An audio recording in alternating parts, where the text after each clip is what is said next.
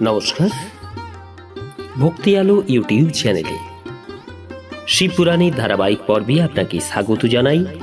আজকের পর্ব অগ্নিযজ্ঞ, দেবযজ্ঞ, ব্রহ্মযজ্ঞ ইত্যাদির বর্ণনা। ভগবান শিবের দ্বারা 7টি বারের বা দিনের নির্মাণ এবং তাতে দেবত্বভাবে আরাধনার দ্বারা বিভিন্ন প্রকার ফল প্রাপ্তির বর্ণনা। চ্যানেলে যারা নতুন তাদের অনুরোধ জানাবো চ্যানেলটি সাবস্ক্রাইব করে শিবপুরাণের ধারাবাহিক পর্বগুলি শ্রবণ করুন। আসুন আজকের পর্ব শুরু করি। ঋষিগণ বললেন, প্রভু, অগ্নিযজ্ঞ, দেবযজ্ঞ, ব্রহ্মযজ্ঞ, গুরু পূজা এবং ব্রহ্মতৃপ্তির কথা আমাদের কাছে ক্রমশ বর্ণনা করুন। সুতদেব বললেন, মহর্ষিগণ, গৃহস্থ মানুষ সায়ংকালে এবং প্রাতকালে অগ্নিতে যে চাল ইত্যাদি দ্রব্য আহুতি দেন তাকে বলা হয় অগ্নিযজ্ঞ। যিনি ব্রহ্মচর্য আশ্রমে স্থিত সেই ব্রহ্মচারীদের সমিধার আধানই হল অগ্নিযজ্ঞ। তারা সমিধাকেই অগ্নিতে আহুতি দেবেন। ব্রাহ্মণগণ, ব্রহ্মচর্য আশ্রমে নিবাসকারী দ্বিজের যতক্ষণ বিবাহ না হয় এবং তিনি উপাসনা অগ্নির প্রতিষ্ঠা না করেন ততক্ষণ তার জন্য অগ্নিতে সমিধার আহুতি, ব্রতাদি পালন এবং বিশেষ যজন ইত্যাদি করা কর্তব্য। তার জন্য এটি অগ্নিযজ্ঞ। দ্বিজগণ, যিনি বাহ্য অগ্নি বিসর্জন করে নিজ আত্মাতেই অগ্নি আরোপ করেছেন, এরূপ বানপ্রস্থী এবং সন্ন্যাসীদের জন্য হোম বা অগ্নিযজ্ঞ বলতে বোঝায়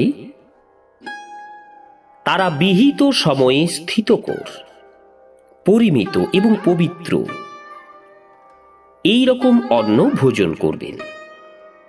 ব্রাহ্মণগণ, সায়ংকালে অগ্নিকে প্রদত্ত আহুতি সম্পত্তি প্রদানকারী হয় এরূপ জানা উচিত এবং প্রাতকালে সূর্যদেবকে প্রদত্ত আহুতি আয়ু বৃদ্ধিকারী হয়।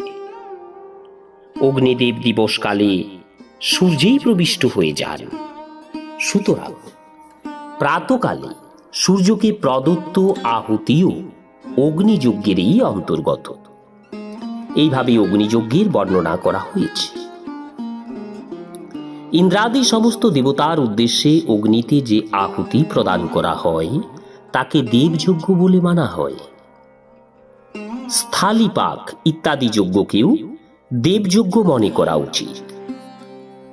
লৌকিক অগ্নিতে প্রতিষ্ঠিত যে চূড়াকরণ ইত্যাদি সংস্কার নিমিত্ত যজ্ঞকর্ম আছে সেগুলিও দেবযজ্ঞের এই অন্তর্গত বলে জানতে হবে। এবার ব্রহ্মযজ্ঞের বর্ণনা শোনো।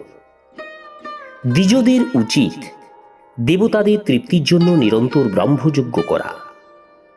বেদের যে নিত্য অধ্যয়ন বা স্বাধ্যায় করা হয় তাকেই বলা হয় ব্রহ্মযজ্ঞ। প্রাতে নিত্যকর্মের পর সায়ংকাল পর্যন্ত ব্রহ্মযজ্ঞ করা যায়। রাতে এই যজ্ঞ করার বিধান নেই। অগ্নি ছাড়া দেবযজ্ঞ কিভাবে সম্পন্ন হয় তোমরা তা শ্রদ্ধা এবং ভক্তিসহ শোনো। সৃষ্টির প্রারম্ভে সর্বজ্ঞ, দয়ালু এবং সর্বসমর্থ মহাদেব সমগ্র লোকের উপকারার্থে বার সমূহের কল্পনা করেন। স্বয়ং ভগবান শিব সংসার রূপ রোগ দূর করার বৈদ্য, সবকিছুর জ্ঞাতা এবং সমস্ত ঔষধেরও ঔষধ। সেই ভগবান প্রথমে বারের কল্পনা করেন যা আরোগ্য প্রদানকারী। তারপর মায়া শক্তির বার তৈরি করেন যা সম্পত্তি প্রদানকারী। জন্মকালে দুর্গতিগ্রস্ত বালকের রক্ষার জন্য তিনি কুমারের বার কল্পনা করেন। তারপর সর্বসমর্থ মহাদেব আলস্য এবং পাপ নিবৃত্তি এবং সমগ্র লোকের হিতেচ্ছায় লোকরক্ষক ভগবান বিষ্ণুর বার তৈরি করেন। তারপর সকলের প্রভু ভগবান শিব পুষ্টি এবং রক্ষার জন্য আয়ুকর্তা ত্রিলোক স্রষ্টা পরমেষ্টি ব্রহ্মার আয়ুষ্কারক বার তৈরি করেন, যাতে সমস্ত জগতের আয়ুষ্যের সিদ্ধি হতে পারে। তারপর ত্রিলোকের বৃদ্ধির জন্য প্রথম পাপ পুণ্যের সৃষ্টির নিবারণ হেতু লোকেদের শুভাশুভ ফল প্রদানের জন্য ভগবান শিব, ইন্দ্র এবং যমের বার তৈরি করেন। এই দুই বার ক্রমশ ভোগ প্রদানকারী এবং লোকেদের মৃত্যু ভয় নিবারণকারী। তারপর সূর্য ইত্যাদি 7 গ্রহের, যা তারই স্বরূপভূত ও প্রাণীদের সুখ দুঃখের সূচক। ভগবান শিব এই 7টি বাড়ির প্রভু নিশ্চিত করেন। তারা সবেই গ্রহ নক্ষত্রের জ্যোতির্ময় মণ্ডলে প্রতিষ্ঠিত। শিবের বার বা দিনের প্রভু হলেন সূর্য, শক্তি সম্বন্ধীয় বারের প্রভু হলেন সোম, কুমার সম্বন্ধীয় দিনের অধিপতি হলেন মঙ্গল, বিষ্ণু বারের প্রভু হলেন বুধ, ব্রহ্মার বারের অধিপতি হলেন বৃহস্পতি, ইন্দ্র বারের প্রভু শুক্র এবং যম বারের প্রভু শনৈশ্চর অর্থাৎ শনি। নিজ নিজ বারে করা ওই দেবতাদের পূজা তদনুরূপ ফল প্রদানকারী হয়ে থাকে। সূর্য আরোগ্যের এবং চন্দ্র সম্পত্তির দাতা, মঙ্গল ব্যাধি নিবারক করে, বুধ পুষ্টি দান করে, বৃহস্পতি আয়ু বৃদ্ধিকারী, শুক্র ভোগ প্রদান করে এবং শনৈশ্চর মৃত্যু নিবারণ করে। 7 বারের ফল ক্রমশ বলা হলো, যা ওইসব দেবতাদের প্রীতি দ্বারা প্রাপ্তি হয়। অন্য দেবতাদের দ্বারাও পূজার ফল প্রদানকারী হলেন স্বয়ং ভগবান শিব। দেবতাদের প্রসন্নতার জন্য পূজার 5 প্রকার পদ্ধতির বিধান রয়েছে। ওইসব দেবতাদের মন্ত্রের জপ হল প্রথম প্রকার। দ্বিতীয় প্রকার হোম করা, দান করা। তৃতীয় প্রকার এবং চতুর্থ প্রকার হল তপস্যা করা।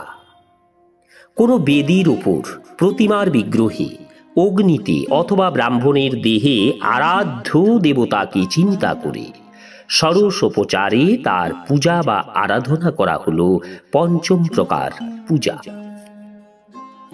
এর মধ্যে পূজার উত্তরোত্তর আধার শ্রেষ্ঠ। পূর্বের অভাবে উত্তরোত্তর আধার অবলম্বন করা উচিত।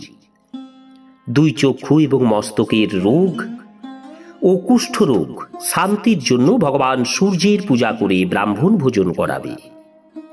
তারপর 1 দিন, 1 মাস, 1 বছর অথবা 3 বছর পর্যন্ত এক নাগাড়ে এরূপ করা উচিত।